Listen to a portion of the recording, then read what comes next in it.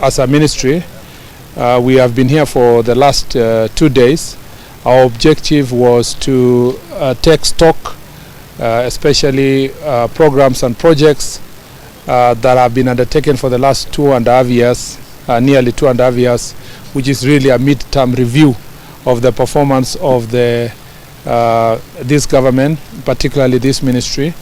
And we have had a very robust engagement, listening to the various officers who are serving in different departments in the Interior National Administration. That includes the 3 state departments, which is the State Department of Internal Security, the State Department of Correctional Services, and the State Department of Citizen Services and Immigration.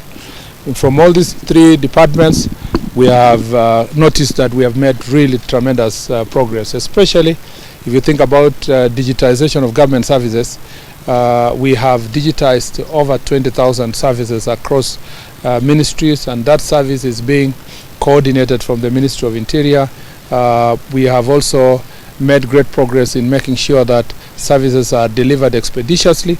As you very well know now, you apply for your passport, you can get it within 3 days, and if you apply for between 3 and 7 days, you will have got your passport. And if you apply for ID, we have reduced the time to from 1 month to at most 10 days.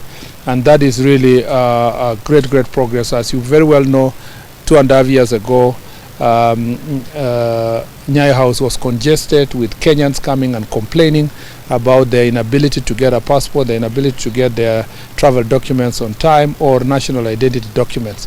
We have also made great progress in digitizing these services and taking these services closer to the people. In various parts of the country, we have enhanced the Huduma centers across the country. We have also digitized these services, so it's very easy now to apply your ID from the comfort of your constituency, and all the documentation is sent directly to the national center in Nairobi, and you get your ID in good time. That is really tremendous and good progress. Customer service has been enhanced and so forth. If you think about our correctional services, a lot of work is going on, and you'll be seeing rolling out of digitization of the records of the prisons, and also improvement of facilities with working together with the housing ministry. We have a huge program that makes sure that we ensure that housing is as a program, it benefits our prison officers. And we have also a program of rebuilding our prisons, moving those that are around towns to outside town. This is we have a policy framework that we are taking to cabinet, and that will be a plan, a long-term plan for exchanging land from urban areas to areas conducive for us to have the prisons. We also have very robust plans to make sure that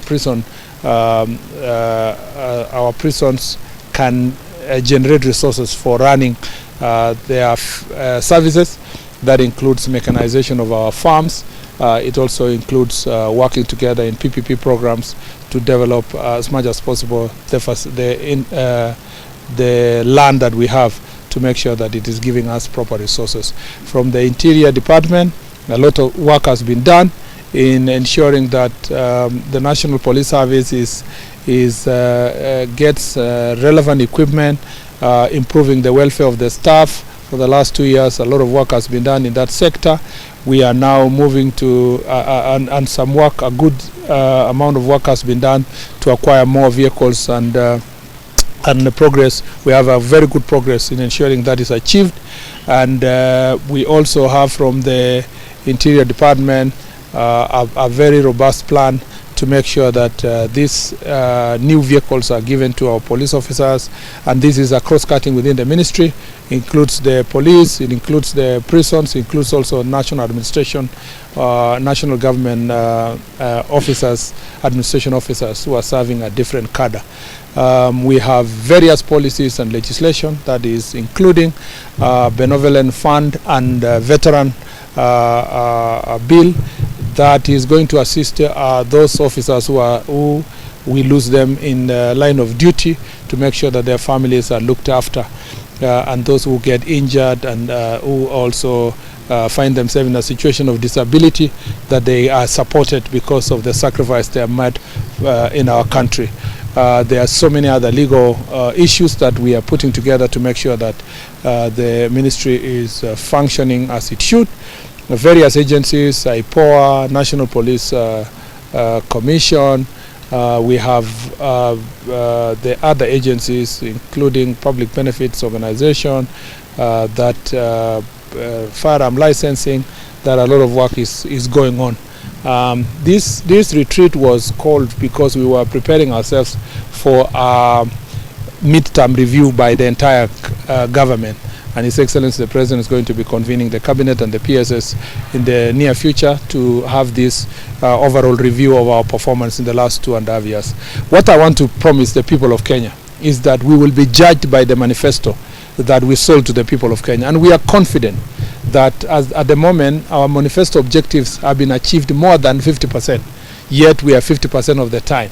And we will be way ahead of time in delivering.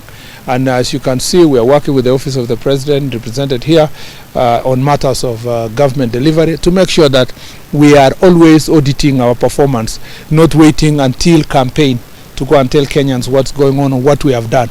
And soon you will see our report card. We will be sharing our report card to the people of Kenya in terms of the progress we have made in this sector.